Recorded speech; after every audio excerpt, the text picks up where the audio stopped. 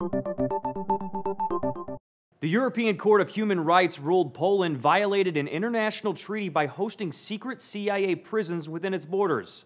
The Strasbourg-based court found Poland had cooperated in the preparation and execution of CIA rendition, secret detention and interrogation operations on its territory. Among those under secret detention were Abu Zubaydah and Abid al-Raham al-Najari, two alleged terrorists from Sudan who brought the case to the Human Rights Court.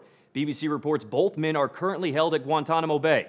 They claim they were taken to a secret CIA prison, or black site, in a Polish forest and subjected to treatment which amounted to torture. The court's findings state the two men were taken from Thailand to the Polish black site in 2002. Poland knew about the operations and did nothing to protect the human rights of prisoners. The court also found Poland failed to launch any investigation into the men's claims. Now Poland will pay more than $300,000 to the two terror suspects for violating their rights. What's more, lawyers for al-Najari told the Wall Street Journal they plan on using the court's ruling as a defense when their client stands trial. But this case is about more than penalties and legal defenses.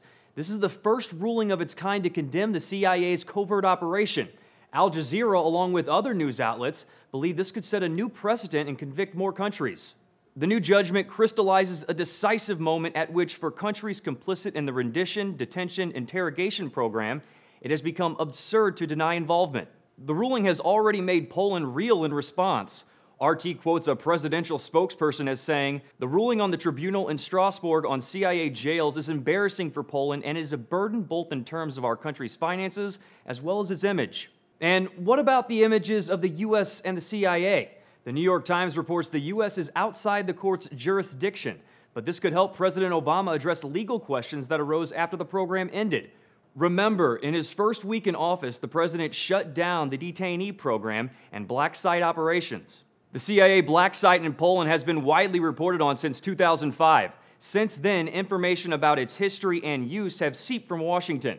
The Washington Post wrote about the Polish prison just last January, saying, "The CIA prison in Poland was arguably the most important of all the black sites created by the agency after the September 11, 2001 attacks.